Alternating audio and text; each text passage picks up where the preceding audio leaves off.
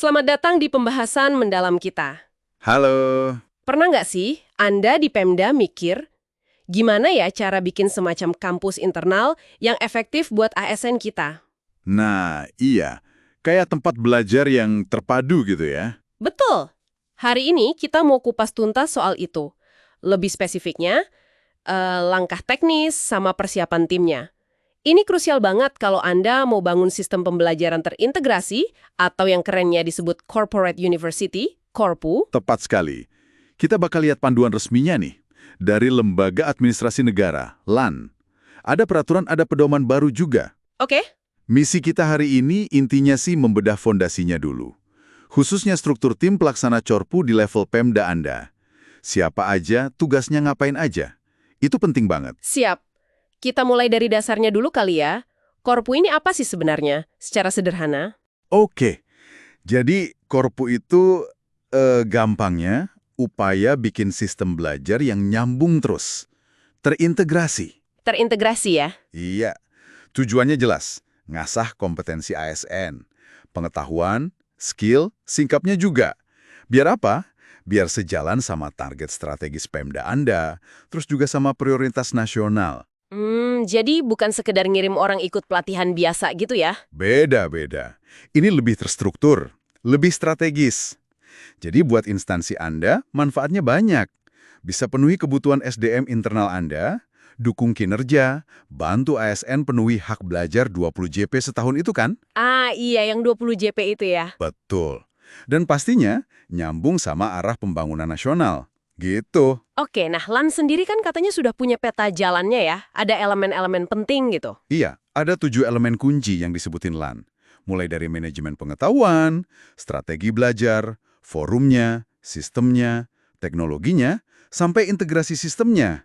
Komplit lah. Wah, banyak juga ya. Tapi semua itu kan butuh wadah atau rumah yang kokoh buat jalan. Nah, rumahnya ini yang penting. Justru itu fokus kita sekarang. Struktur ASN Korpu.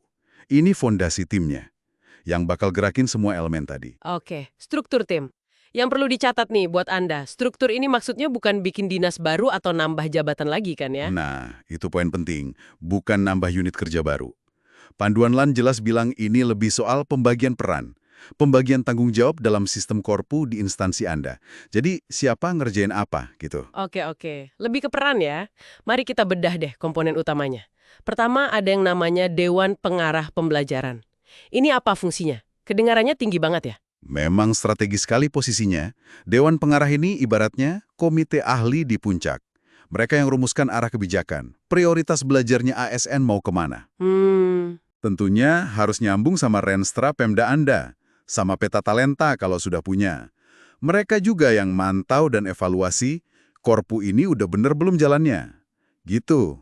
Berarti ini level pimpinan ya yang terlibat? Iya, biasanya melibatkan pimpinan tinggi di Pemda. Oke, itu di level kebijakan. Terus yang ngerjain sehari-harinya siapa dong? Nah, itu tugasnya tim pelaksana. Tim ini punya 2 komandan. 1, koordinator pembelajaran atau Chief Learning Officer. CLO? CLO. 2, koordinator kelompok keahlian. Chief Group Skill. CGS. CLO dan CGS. Kalau di Pemda Anda, biasanya siapa nih yang cocok ngisi posisi ini? Oke, kalau menurut aturan LAN ya, CLO itu biasanya kepala unit kerja yang ngurusin pengembangan SDM. Minimal JPT Pratama, eselon 2 lah. Contohnya? Kepala BPSDM atau BKPSDM gitu. Betul. Kepala BPSDM atau BKPSDM Anda. Ini penting, nunjukin kalau pimpinan memang komit sama pembelajaran. Iya. Jadi tanggung jawabnya jelas di level strategis ya kalau CGS-nya.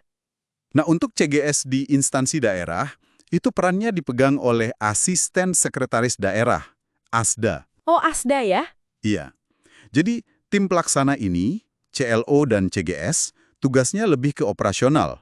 Mereka yang jabarkan arahan Dewan Pengarah jadi program. Identifikasi kebutuhan belajar ASN itu apa aja. Terus ya usulkan rencana aksi, kembangkan metode belajar, mau klasikal atau non-klasikal, sampai usulkan anggota kelompok keahlian. Nah, tadi disebut kelompok ahlian. Ini apa lagi nih? Tim khusus? Bisa dibilang gitu. Ini pasukan khususnya. Anggotanya itu pegawai-pegawai di unit kerja Anda, yang memang punya keahlian spesifik. Oh, jadi orang dalam juga ya? Di atas sampai bawah, melibatkan ahli internal pula. Terus, hubungan Pemda Anda sama LAN gimana dalam proses ini? Perlu lapor atau koordinasi gitu? Perlu. Koordinasi dengan LAN itu tetap penting. Diatur juga di peraturan LAN kok. Fungsinya apa koordinasi itu? Ya, buat mastiin programnya selaras, standarnya sama.